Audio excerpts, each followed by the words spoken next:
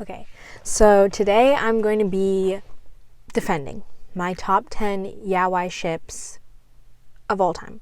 Now, I say yaoi, I saw this guy, he's like the yaoi advocate on YouTube, and he's bro, like, it's not even funny, bro.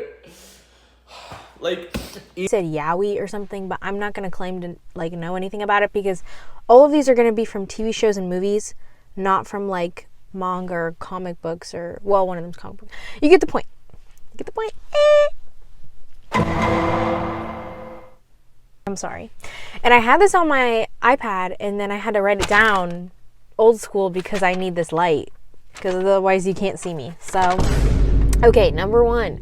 And this is going to be in order of importance to me and my spirit and my soul, importance to the effect it's had on my life, and so not in order of popularity. Number one, LaRusso. LaRusso. Okay. LaRusso is Daniel LaRusso.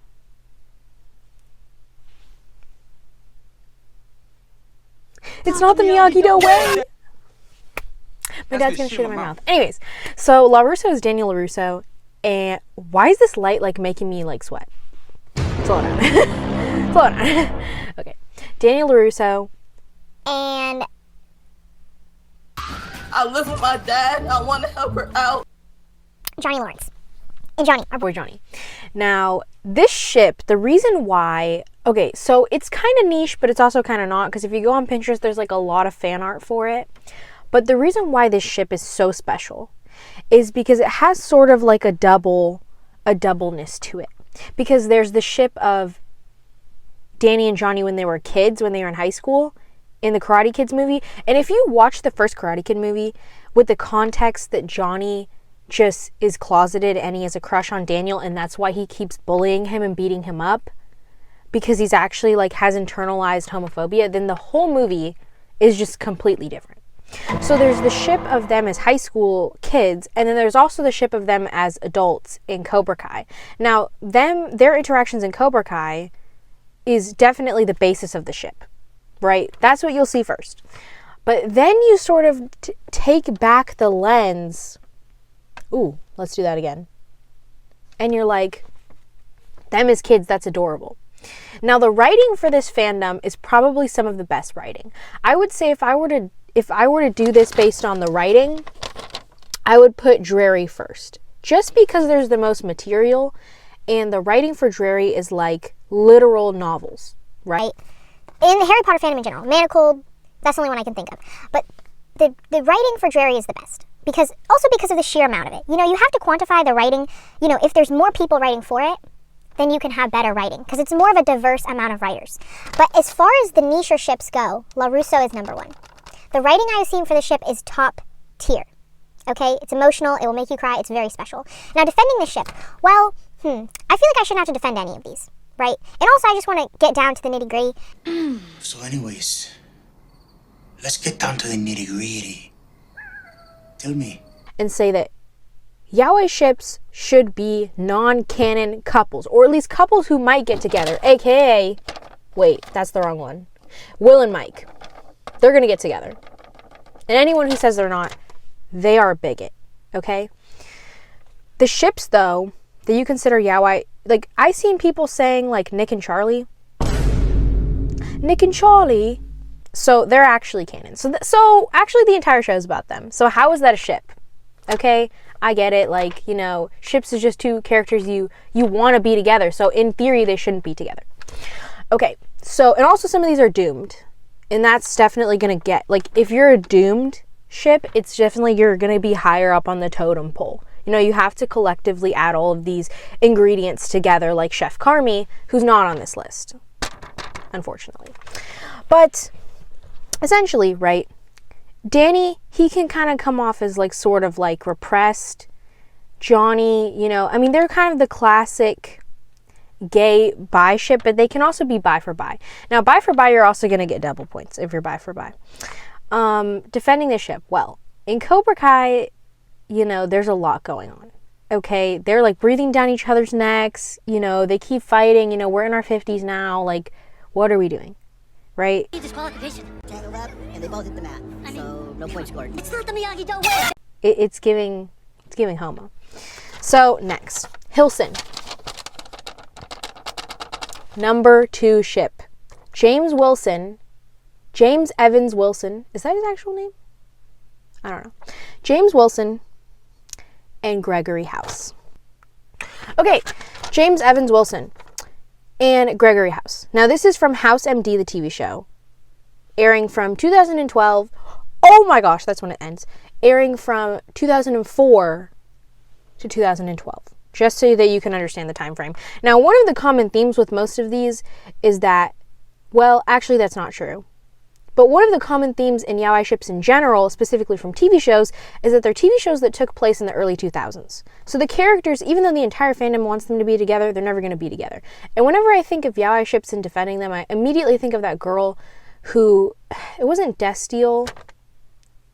It was her asking the actor who plays the guy from Supernatural if he thinks his character is bi. I don't know. I don't remember. But she got made fun of for that. And that's always what I think of when I think of defending these ships. But essentially, wait a minute. I said this wrong. Hilson is number 3. We'll circle back to number 2, which is Hakorabi, and we're going to explain that one. But number 3 is Hilson. And it's because this is probably the most easy to defend ship, because there's like an hour-long compilation on YouTube of them being gay. Like, this one, it's gotten to the point where it's like, this is basically canon. Like, spoiler alert, House literally dies for Wilson. Well, actually, that's a lie. He makes people think he's dead for Wilson. And if that's not the gayest thing you can do, right? House also never marries Cuddy. Wilson never keeps a wife. I mean, come on. It's so many things. They lived together for years. I feel like I don't need to defend this one. Hilson is also a classic ship. Now, some of these are classic ships, and also Destiel's not on here just because I've never seen the show, but I'm sure if I saw the show, I would ship that. Classic ships are like ships where it's like, this is like, the people that were shipping this back in the day and who made the first fanfictions to create the basis of this ship, like, they are true warriors. Because they were doing this before, like, it was cool to be doing this. So, Hilson, I would say, is a classic ship. That would get put in the classic category. Well, Russo I would put in the niche category, even though it's not that niche. Now, number 2 ship, which I accidentally skipped over, is Hakorabi. Hakorabi is a brand new ship. And this is, was on the Twitter fandom. It is Michael Rabinovich and Dennis Whitaker. Okay, from the new TV show, The Pit. The new Emmy-nominated and winning, award-winning TV show, The Pit. Set in Pittsburgh, very on the nose. Now, Hakorabi is special. And if you don't know why they're called Huckle, it's because Dennis's nickname on the show is Huckleberry, like Huckleberry Finn, like the book, right? We're all readers here. We're all readers. Whether you're reading books or AO3, it's all reading the same. Now, Hakorabi is very special because it's number 2 just because of how much time I spend reading and consuming content for this fandom. And I've also written for this fandom. But Hakorabi is a very new ship. It is like only maybe like 1 year old, because the show came out maybe like last year or something like that, right? Now, it has the least basis for the ship. Well, let me think. Yeah. It has the least basis for the ship because even though they do have pretty, like, the basis, like, okay, if, I don't know it, okay, whatever. What would you do if when you okay, so he said yes would go? If Noah Wiley, aka like Michael Rabinovich in the show, hadn't been like touching Dennis's character so much, they would pretty much have no basis for the ship. Because that is like 90% of like why they get shipped, is because they're so touchy. They had that one scene together where Dennis comforts Robbie when he's like having his big panic attack, like, you know, freak out. You know, it's like people sort of maybe can see Michael as being like repressed because like he's really bad at like dealing with his emotions and whatnot. And Dennis just sort of gives off gay vibes in general. And then it's like sort of like Santos's proximity to him and acting so like lesbian, and the actress even confirming that she thinks that her character is a lesbian. Santos has honestly quantified like Whitaker being gay because people love the lesbian gay pairings of friendship. Why is it getting so bright? Ooh, that's nice lighting. Do you guys like that? Whatever. So you're understanding what I'm trying to say? Santos is exacerbating Whitaker's gayness and the gayness that he could, like, I could see how maybe he could not be gay. Sure, whatever. I've had guys in my real life who I thought were gay and who liked me, and I didn't like them because they felt very gay, and I asked this one guy if he was gay, and he told me he wasn't. So, you know, who do we really believe? Now, Hakorabi is just very special. The fan art for it is some of the top tier. Now, the fan art for all of these is good. I would say the best fan art I've seen out of all of these is gonna be, oh my gosh, how do you even categorize the fan art?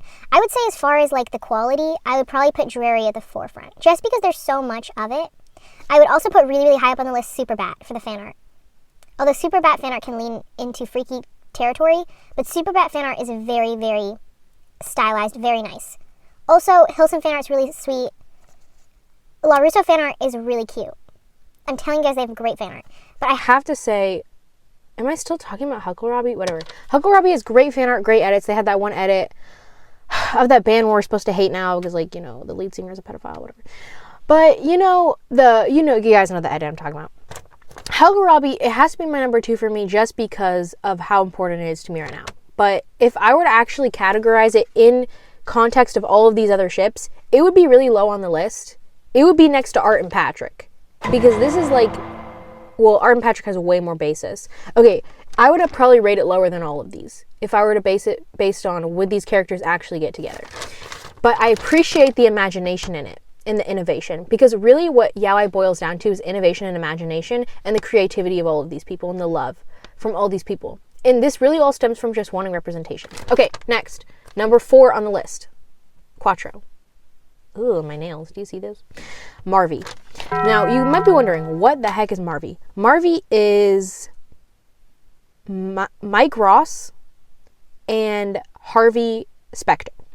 Now, this is the Suit. Yes, of course, this is the Suit. This is the TV show Suits, which took place from, I want to say, 2011 to 2018. Something close to that. Wait, I can't remember. The point is that the thing about Marvy is that I would put this in the niche category. Actually, that's a lie. I would put it in the classic category. This is a classic ship. Like, most of the majority, like, I would say like 80 to 90% of the AO3 fanfics for the Marvy ship are from like 2011 to like 2015. These fanfics are like old. Like, don't expect updates. I read one. Also, this is high up on the list, number 4 in my top 5, because this was the first yaoi ship I ever read. So it's just very important to me. Now, Marvy has so much basis first 3 seasons. As soon as they paired Mike up with the Princess of Wales. Wait, what is that one line she said? You know, I'm Sussex now. I'm Sussex now. Funny, you know, too. that's so funny that you say that because I'm Sussex now. They started pairing Mr. Mike Ross up with, you know, Rachel Zane or whatever her name was. Marvy just fell apart. I mean, like, Harvey Specter always rided and died for Mike throughout the entire show. He was basically the equivalent of like Fitzgerald Grant, President Fitzgerald Grant from, like, if you've seen Scandal or at least you know of it, you know that President Fitzgerald Grant literally went to war for Olivia. He literally started a war in the Middle East for Olivia Pope. That is the same exact thing that that is the same exact thing that Harvey Specter would do for Mike Ross, but in the context of like the law world, in like the legal world and stuff. He would do the exact same thing for him. I mean, this man was crazy. Episode 2, I swear to God, it's like episode 2 or 3 of the first season, he literally calls Mike a good boy. Go easy on him. Nope. Good boy. Let's be so for real right now. Okay, let's do special lighting. Ooh, that's really intimate. Anyways, so I just really love Harvey Specter and Mike Ross. Like, they're just really important to me. Like, I don't know, like, it's like everyone says like they're like brother dynamic, like older brother, younger brother. It's like, okay, sure. But first 3 seasons, I'm telling you, it was there. The sparks were flying.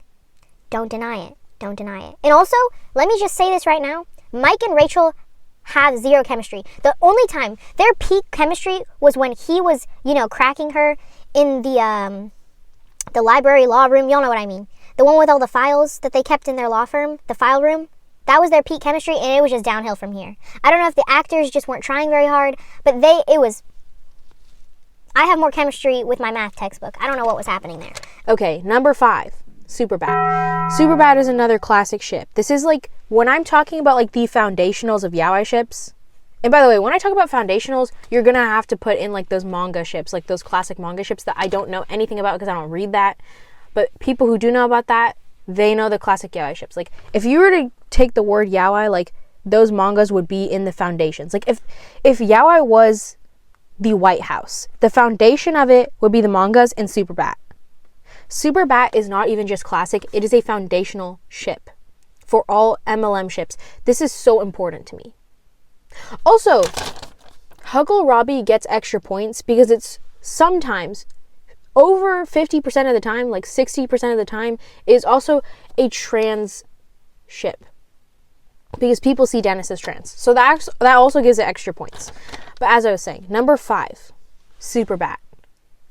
Superbat is very important. Superman and Batman. That one I didn't even have to explain. You immediately knew who I was talking about.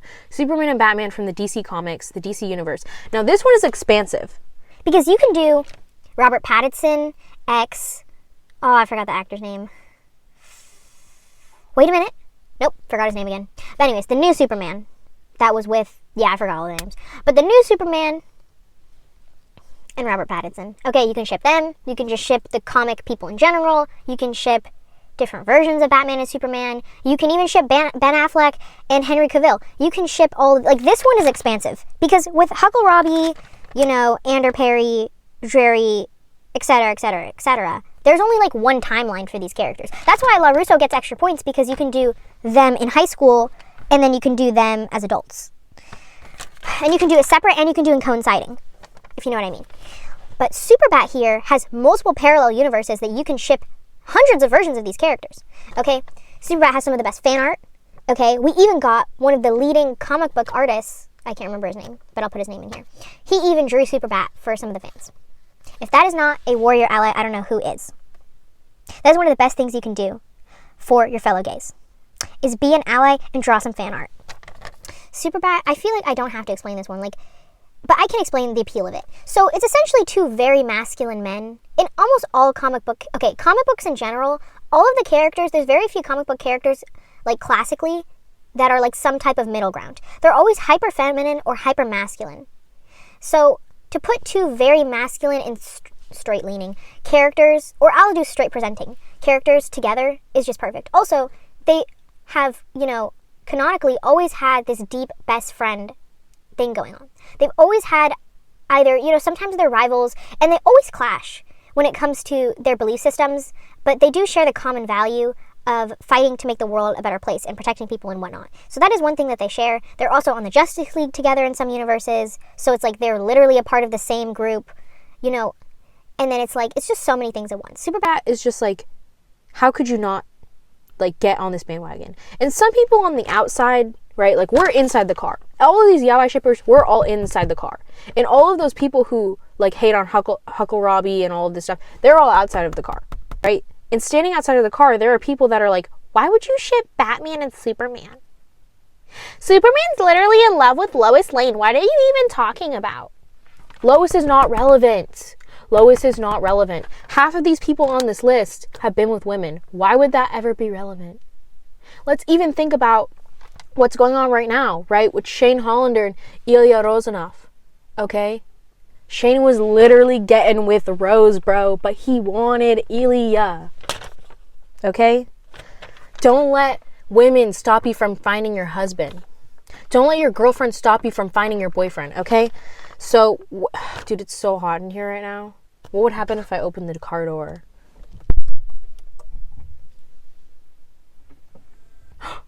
The car turned on. But not on. Anyways, it looks like nothing's... Oh, it's kind of creating an echo. I think it's creating an echo. I'm just gonna have to hyperventilate in here. It's fine. I'll take off my slippers. Okay. Ouch, you just hurt my foot. Let me continue. I'm sorry. It's really freaking hot in here. I'm starting to sweat. Oh, look at my eyes. Dude, this thing is way too bright. Are you guys seeing this right now? What if we turned down the brightness? What if we turned it down? I think that's possible. There's like a feature. Ooh, did you see how I just... Oh, shikes. Oh, that was awesome. I just turned on the brightness. Okay, next. We're just talking about the paradox of Superbat. Superbat just represents, like, gotta make sure you turn off your car lights. Superbat just represents, like, the love and light of the world and hope and humanity. Like, Superbat is just so important. And also another thing, they're, like, opposites attract. Superman is, like, you know, bubbly, bubblegum. Well, actually, him and Lois are also opposites attract. Because Lois is always, like, she's locked in. And Superman's, like, Clark Kent, right? Also, another thing with Superbat, you can ship Clark Kent and Batman. You can ship you can ship Bruce Wayne and Superman. You can ship Clark Kent and Bruce Wayne. And you can ship Batman and Superman. So you can ship their personas together. You can ship that they know about each other's personas. You can ship that they don't know about each other's personas. You can ship that Superman has a crush on Bruce Wayne and he doesn't know he's Batman. So that's why this ship is like a spider web. And it can go so many different directions. And that's why it earns extra points. And it is literally a foundational ship. You cannot ignore this one. Okay, next. We're on to number 6. Sam Bucky. Now, Sam Bucky, like, when I talk about classic ships, you instantly think of Stucky, which is Steve Rogers and Bucky Barnes. Okay? And Stucky is not a ship I've ever gotten behind. To be fair, when the movie... Also, we don't even want to talk about this, but I was like a humongous Chris Evans fan. Like, I remember when he made that horrible movie with Ana de Armas called Ghostface or Ghosted or whatever. I was in DC when they filmed that, and I saw Chris Evans. Like, we were on the same street where they were filming, and he like waved at me and all of my 8th grade friends. So that was a really special memory for me. But that is...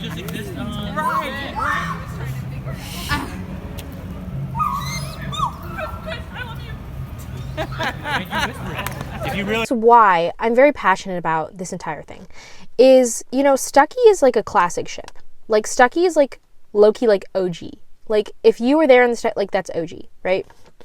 I wasn't there when people were freaking out over Stucky, but I am here with Sam Bucky. Now, Sam Bucky's...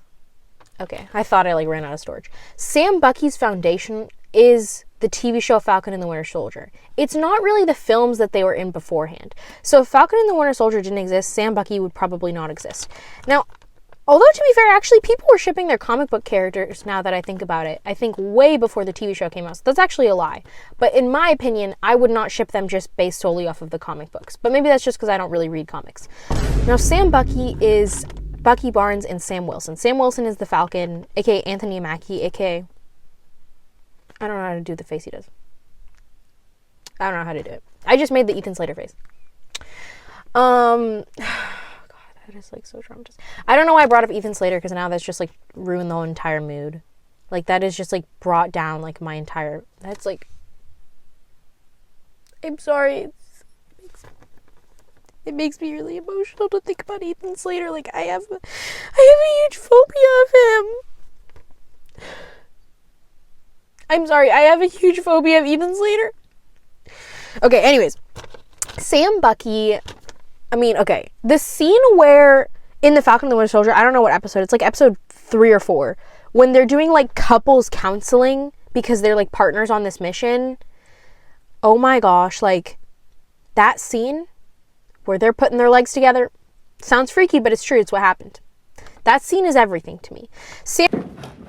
You happy now? All right. Yeah. Good. We're locked That's in fine. now. It's a little close. It's very close. That's what you wanted, right? Guys. Starting to feel like Avengers Infinity War. Like, honey, this is the gay Avengers. Like, And Bucky now, it's the sensitivity of a traumatized Bucky Barnes with the confident and healthy, I would call him pretty healthy person of Bucky. And then it's all, of Sam. Healthy Sam, traumatized Bucky, you know, Bucky's trying to heal, Sam can help him. You know, it's just so many things going on at once. They share the military background, and then they also share their love for Steve Rogers. So it's just so many things happening at once.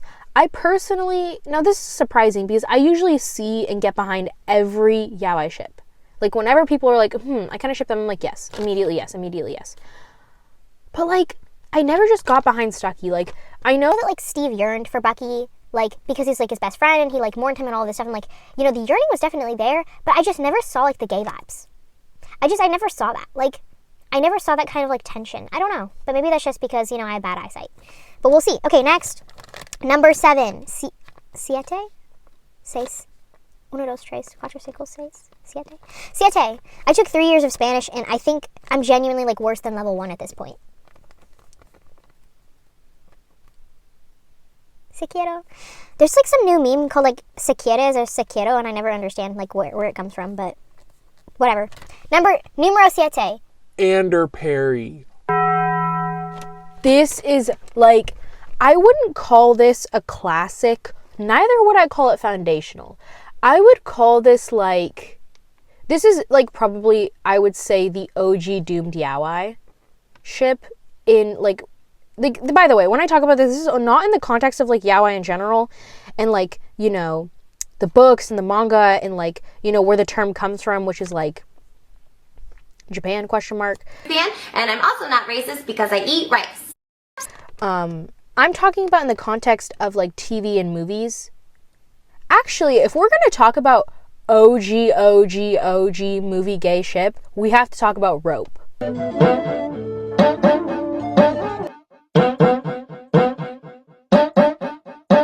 By Alfred Hitchcock, but maybe I'll make a whole video on that. I don't know. But that's really like, most of you watching aren't going to know what that is, but if you know what it is, you know what it is. Now, Ander Perry is Todd Anderson, aka Ethan Hawke, and Neil Perry, aka Robert Sean Leonard. Now, the fact that Robert Sean Leonard showed up twice on this list should not be at all surprising to you. If you are surprised, then you don't know anything about yaoi. Okay, Robert Sean Leonard could probably show up 30 times on this list, and I still wouldn't be surprised. Every character he plays is gay. All of them. And maybe he's doing it on purpose. Now, this is from Dead Poet Society, aka one of Robin Williams' best movies, aka a movie that will make you cry, and aka a movie that you should have already seen. Now, I think this movie is from 1989. It's just a phenomenal film overall. Now, Todd acts very, like, sort of shy in general, but him and Neil become their roommates. So, first of all, it's a classic, like, they were roommates thing. But also, like, Todd just acts like, you know, he has a crush on Neil. And he took Neil's death the hardest, which makes sense because he became his best friend.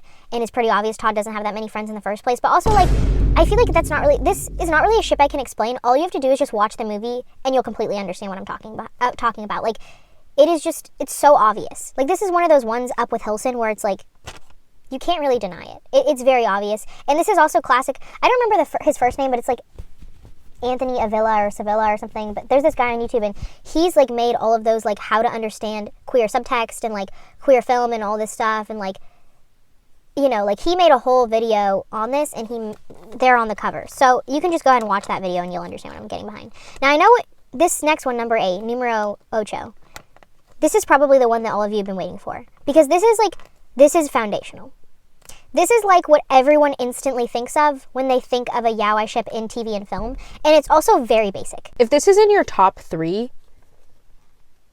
I mean, okay, if you love Harry Potter, then I can understand why this is in your top 3, but if you aren't a humongous Harry Potter fan, bruh, maybe this is the first, you know, fan fiction you read. It probably is. The fact that Marvy's the first, like, yaoi fan fiction I read is kind of surprising, but whatever. Because I was not a Wattpad person. I started reading AO3 probably like 2 or 3 years ago, but this is Drarry. Number 8 is Drarry. I had to include Drarry just because the writing is so good, and I really do love the ship. They're really important to me, and I made a whole video on why I actually think that they do have some good evidence for being a ship within the films, but, you know, overall, you know, they're probably like they are like true like enemies to lovers. You know, they never become lovers, but they are like true enemies because, you know, a lot of these things where it's like enemies to lovers or even like heated rivalry, girl, where's the rivalry? What am I looking at here? So everyone's already talked about this, that enemies to lovers half the time nowadays there's no enemies. It's just cracking. It's just straight up cracking. But this one is true enemies. Drarry. Draco Malfoy and Harry Potter. Harry? He's going to sacrifice himself. No, you can't. No. He's going to sacrifice. Okay, anyways. Drarry, I feel like this is like not something I have to explain. Although, you know, sometimes Drarry makes me uncomfortable. Sometimes Drarry makes me genuinely uncomfortable because people will be writing like freaky like stuff or like, I don't know. Like, Hermione's being tortured in the background, and, like, you know, Harry's under some, like, there was one I read, it was actually really epic, but, like, I feel like Drarry gets into, like, just traumatized territory, and it's, like, why are they being, like, genuinely, like, what is it called? Tortured. Like, why are we writing, like, I love angst, but when I read angst, it's sort of like, oh, like, I'm having a panic attack, and so-and-so, okay, person A is having a panic attack, and character B walks in on them and comforts them. That's what I mean when I'm like, oh, I want to read angst, hurt, comfort. Or it's like, person A, you know, is feeling like Kurt Cobain, and person B has a talk with them. Not like, you know, Harry Potter is having lava stones thrown at him at 80 miles per hour, and he's being set on fire. Like, what? But anyways, Jerry is a classic ship. It's probably, surprisingly enough, I think on the top 100 ships of AO3, it's actually gone down a lot. Maybe I'm going crazy and it's not. It's usually like number 10 or something. But a lot of people are kind of taking the place. A lot of newer ships are taking the place of the classics. And it's very bothersome to me. Like, Death Steel was like number 40 or something this year. And stuff like that just really makes me upset. I don't know, like, it just makes me upset. Like, Yaoi is just very important to me. Okay, anyways, next, number 9. We're almost done. But I also have 3 honorable mentions. Number 9 is Chaeyoung. Now, Chaeyoung also makes me emotion. Chaeyoung is Chad Dansforth. I don't know his last name. I didn't even know any of the characters from High School Musical had last names, aside from Troy Bolton and Gabriela Sanchez. I don't know. Any Mexican last name is probably her last name. And, of course, the Sharpay Evans. I don't know. Whatever. I didn't know some of these characters had last names. But Chaeyoung is Chad Dansforth and Ryan Evans. Ryan, a.k.a. Sharpay's little gay brother. Or maybe, were they twins? Pause. Was he younger, or older, or twins? I don't know what. It doesn't matter. Everyone knows that Ryan is gay. Anyone who's seen High School Musical, and I was like, here's the thing, like, I'm kind of like a little bit past all of this stuff because I was born in 2008, and so like when I was like little, I was watching all the High School Musical movies, but they had come out a few years prior. So I wasn't like right there in these trenches, but I was, you know, adjacent to the trenches. And everyone knows that Ryan's gay. Like, even if you're a little kid and you don't know what gay is, like, Ryan is like low-key like he's like low-key OG theater kid. Like, but Chaeyoung is something that you might not understand. But just watch that, you know, gay baseball song they sing, and you'll understand. Which is also my favorite song from the whole trilogy, by the way. Chaeyoung has an entire, it's either 40 to an hour-long video on YouTube that this girl made about it, so I'll also put that up on the screen. You can just watch that. It breaks down the entire ship, and all of the ships adjacent to them, aka, like, trying to put Chad. Also, why is his name Chad? I never realized his name was Chad. Like, I always just thought of him as, like, Corbin Bleu. Like, the hot biracial guy. I never thought of him as Chad. That is the whitest name you could get. I mean, at least Chaeyoung is, I would put this in the category of, I don't really know if I can call it niche, but I kind of would. I would put it in the category of, like, niche classic. This is, like, kind of goes in the same category of all your, like, your childhood ships. So, like, any cartoon characters from cartoon kids movies or, like, whatnot. Like, I would put this in, like a classic niche. This is, I feel like I'm describing, like, those, like clothing, like, style stuff. Oh, are you a rounded chic? Or is your style more classic defined? You know how they like describe women's beauty? It's like, are you a classic? Are you a soft? Are you a diamond classic defined Glazleberry deny? Okay, anyways, I don't remember what I was saying about them, but they put Chad with this black girl who we love, who was like Gabrielle's best friend, and they had zero chemistry. And Chad and Ryan, like, I feel like they low-key have basis. I mean, remember when they swapped clothes, and then when Chad wore the shirt that said, like, you know, I'm, like, so proud of you, or, like, we won or something after Chad won the, I don't know, the summer bake sale dance-a-thon. I don't know. Okay, number 10. Art and Patrick. I don't know their ship name. I try to Google their ship names. I don't get any results. But Art and Patrick, a.k.a. Okay, so this is Art Donaldson and Patrick Zweg. I don't know how to say his name. From Challengers. Challengers is inherently a gay movie. Not only did it take the world by storm within the gay community, but it's also by Luca Guadagnino, who is kind of like the king, my king. He's sort of like my king when it comes to gay media. Like, he made Call Me By Your Name, which is probably top 10 gay movies. Like, I think every gay person, like, that movie is important to them. Luca Guadagnino, he also made Queer recently, which I watched. I didn't enjoy it, but I appreciated the visuals and the acting and the artistic integrity.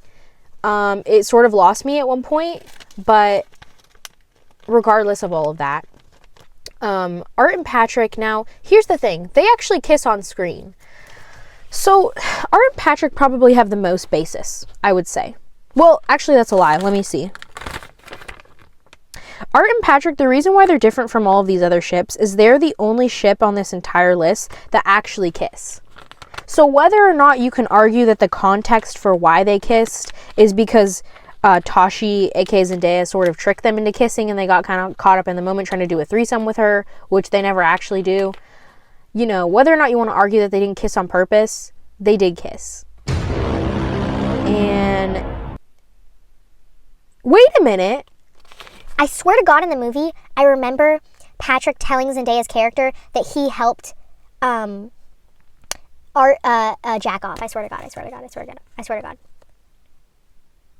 Jesus, Mary, Jacob, and Joseph, I swear. I swear that happened, but Art and Patrick have the most basis. As far as the AO3 writing, now, have I read that many fanfics of them? No. Now, if we're gonna go, so if you go to my AO3, which, like, if you're on my AO3, like, from my point of view, it will say on there that I have 81 MLM ships saved and only 6 straight ships. 7 if you count the one I wrote. And that's pretty interesting. That's a pretty interesting thing. Now, Art and Patrick, I haven't read that many fanfics of them, so I can't really say that the fanfics are bad, but some of the ones I read, they're a little lazy. Okay? You know, I like a good plot. I want to feel like I'm really, like, I'm getting immersed, like we're in AP Lit, AP Lang. I really want to feel like you put some effort into this. So, the artwork, though, muy magnifique. I would rate this... Here, I'm going to rate them all. Well, I kind of already rated them. But I would put Art and Patrick in the new category, but I would also put it in probably, like, the category of, like, it could, like, probability that it would happen, like, in their world, their universe, like, in-universe, IU. I would say 7 out of 10 probability. That, like, after, you know, Art realizes that Tashi's been cheating on him, I would say 7 out of 10 probability that they would end up getting together. Like, married and kids, I don't know about that, but 7 out of 10 probability. Okay, we're done with the top 10 list. Let's just do a recap. Our top 10 was La Russo from Karate Kid and Cobra Kai, Hakorabi from the TV show The Pit, Hilson from House MD, Marvy from Suits, Superbat from DC Comics, Sam Bucky from Marvel Comics, Andrew Perry from Dead Poet Society, Drary from Harry Potter Universe, Cheyenne from High School Musical, and Art and Patrick from 2024 Challengers. Or was it 2023? Either way, that is our top 10 list. Yay! That is our top 10 list. Now let's do the honorable mentions. Honorable mentions. Also, I'm wearing the American flag to showcase that America is suppressing the gays. That didn't make any sense. Anyways, okay. Now on to the honorable mentions. Just put my tongue on my lip gloss. Okay. Honorable mentions. Dale Cooper and Harry Truman from Twin Peaks. Twin Peaks. Now, I actually have not finished Twin Peaks, but if you've seen the show, Dale Cooper, Special Agent Cooper. Diane, can we go ahead and put that in that I'm gay? Diane, 11:30 a.m., February 24th. Entering the town of Twin Peaks. Dale Cooper is the guy, aka Trey from Sex and the City.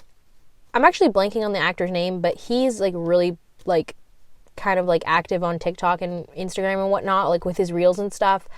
He's a very special man. He was just on the Brittany Broski. Actually don't know why I'm like trying to mention Brittany Broski. He was just on her royal court. I can't remember his name, whatever. And Harry Truman is the other main detective sheriff Harry Truman. In Twin Peaks, they are partners throughout the TV show. They solve the mystery of Laura Palmer. Like I said, I've not finished the show, so I don't know if they ever find out who killed her, but regardless. They have a lot of basis. They just have some type of like intense chemistry. Specifically, Dale Cooper, I think he makes Harry a little bit nervous. They're just like a classic ship. I would put them in the niche classic category. And when I say classic, sometimes when I say classic, I mean like classic, but also sometimes I mean like old, as in like the media is kind of old. And that's why it gets put in the classic category. And Oh, shit. Oh my god, people are trying to call me and ruin my video. Okay, let me wrap this up. Carter Benton. Carter Benton is John Carter and Peter Benton from ER. Now, this means that technically Noah Wyle got put on this list twice. I don't know what that says about him and his acting. Damn it! Okay, my video just got interrupted because my dad wants to see Avatar 3 because he has a hyperfixation on Avatar. And we're going to watch it at 10:30 p.m. at night. So that's what I'm doing right now, but that's in 4 hours, so we can go ahead and finish the list. I like that laugh. Wait, let me do it again. I like that laugh. Anyways, Carter Benton. Peter Benton, picture this. Peter Benton, black guy, John Carter, Noah Wyle, ER. ER is classic. This is classic niche. Now, I would put this in niche. I would put this in niche. I don't know, like, how people felt when the show came out. I don't know if, like, majority of the shippers are people post ER or, like, during ER. But, okay, someone who's, like, old enough to have watched it when the show was running, even if it was toward the end time, tell me, like, if all of the fandom is post ER or not. I don't really know. But I would put them niche. Like, when I say, like, Marvy is niche classic, I would say Carter Benton is, like, triple niche. Like, as far as, like, triple platinum goes, they're, like, triple niche. In my opinion, from my perspective. Anyways, so Carter Benton, also upsetting, they don't even have a proper ship name. It's just their last names put side by side. That's lazy. Any ship where it's just the last names put side by side is lazy. I don't care if the names are really difficult to put together. You need to be trying harder. Like Sam Bucky, that is a lazy ship name.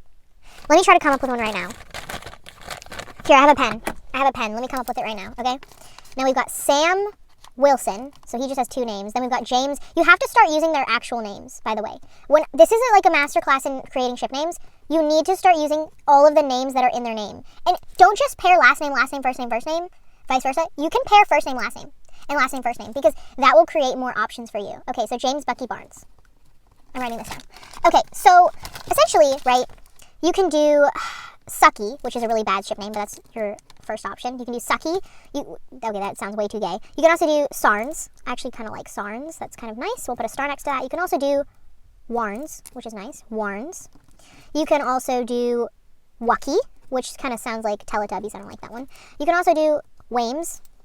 See how, like, I have so many more options now? You can also do... Here, let me see. Sarns. Oh, I did that one. Shit. Wait. You can also do Bilson. It's pretty good. And you can also do Bames. Bames is another one. And you can also do, let me see, Bam. Okay, so out of all of these, Bam, Barnes, Bam, Bames, Sarns, Warns, Wucky, Wames. Did I have Wames twice? Oh no, Worms and Wames, and Bilson. I personally like Bam the most. Bam is really cute. Reminds me of Bambi. I just think, like, when you just put their names together, it's just so lazy. It shows a lack of, effort and creativity. And the entire point of the gay community is that we are some of the most creative people ever. That is just the truth. We are true innovators and true artists. And just to put their names together side by side is just pure laziness. Perezoso. Okay.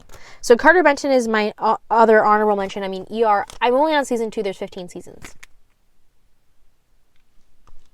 It's going to take me a while to get through the show.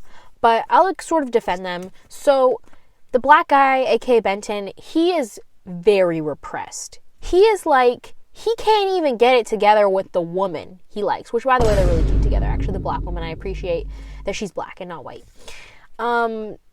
He's it's the 90s, the early 90s. He's a black doctor. He's had to work very, very hard. He comes from middle class. He's had to work extremely hard to get where he is.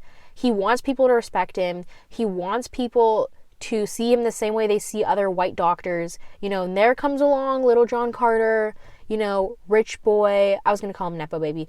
Rich boy, he's like looks like he's been on this earth for 3 years only, for 3 days really, Noah Wyle with the big brown eyes, right? And, they just have this crazy chemistry. There's an intensity between them. It's sort of giving like the black, okay, that was about to sound racist. It's sort of giving like the big guy is, abusing the little guy, because you know what, he doesn't treat him the best, but there's this true love that they share between each other, and anyone who's seen the show would understand why I care about Peter Benton, aka Carter Benton. Next, honorable mention. Now, this is the only real person ship on this list. And that is because I don't support real person shipping in writing. I think if it's an edit, it's like, who cares? It's a 30-second edit. I don't see any harm in that.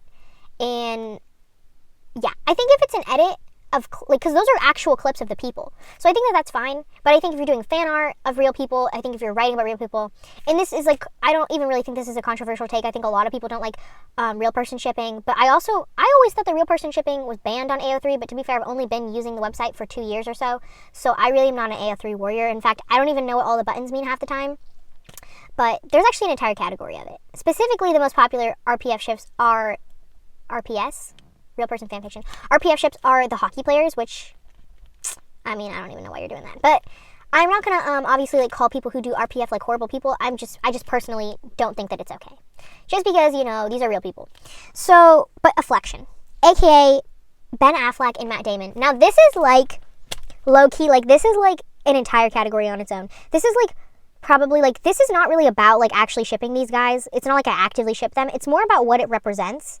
It represents like the same thing that like Heartstopper represents. And that's like the forward movement of self-expression and love and like being who you are. Like, be who you are for your pride, right? Like, it's more about what Afflection represents rather than like actually shipping these grown men, which I don't. But I mean, come on. When you come across an edit of them, I mean, it's like the parallels, right? The parallels. People were making even parallels to the clips from Heated Rivalry where they were doing like the hockey award show. And then when Ben Affleck and Matt Damon won the Oscar for Good Will Hunting, it's like, come on, bro. Like, the parallels. So Afflection just means something to me and other people. But like, you know, we don't really ship it. At least I hope we don't. Now, Will and Mike. This is another honorable mention. Now, Will and Mike is a special category because one of the characters is canonically gay. Sorry, I don't know why I reacted like that. Now, I'm trying to think if any of these are actually canonically gay. Like, explicitly. I guess sort of Ryan from High School Musical, but even though he doesn't say it out loud, I feel like that's not something... I mean, the director even said he's gay. So that one, maybe I would count that sort of. Yeah, this is the only one where it's like, just like explicitly, Will Byers is a queen, right? Now, these two, right, we're going to know in a couple days. I think it's December 21st today. It's either December 20th or December 21st. So we're going to know in about 5 days on Christmas time is here. We're going to know if I was right. I don't know why I'm saying I. If we were right about, what is their ship name? Myers? Myers? Byers. I don't know why I said Myers. We're going to know if Byers is reality or fiction in about 5 days. So this is probably one of the most important ships on this list. Not like to me personally, but just like in the context of reality and of where we are at as a society right now, because we will know if this is no longer a ship, because people have been shipping Byers for a long time. Think about when this show came out. 2015? 10 years ago, bro. 10 years ago. So people have been ride or die for Byers for a long time. A long time. Okay? Byers is like a mini Drary. I mean, nothing can come close to Drary as far as like I said, that's like classic. But Byers is like the baby of Drary. Like, this is like something that has been building and been buzzing. Like, people care about Byers. And we're going to know very, very, very soon if it is real. And I have a strong feeling. I don't even strongly feel it. I manifest and I know in my heart and my spirit and my soul and my psyche that it is going to happen. So that's another honorable mention. But anyways, thank you for watching. These are the top 10 MLM ships of myself. Comment how you feel about this list. What it makes you feel, if it makes you feel happy, sad, angry, exposed. Comment if this video made you less gay, more gay. Comment what other kind of content you would like. And as always, this is a channel for asking questions and answering them. That's what the Thought Bunny does. The Thought Bunny is an entity, and an entity delivers. Thank you. I'm trying to think of a gay meme to end this off with. I'll just end this off with Legabouse. More obnoxious, so go balls. I had meetings with other teams, so it was really great. Like a boss. No claps this time. So I had iOS experience before, but it was with Objective-C, so I learned Swift. Like a boss. Do you have burning questions running through your mind? Do you want to know the answers about the universe, time, love, or the trivialities of pop culture? Well, you've come to the right place. The Thought Bunny is an entity, a space, a girl. The Thought Bunny has an answer to all of your biggest questions. So ask away.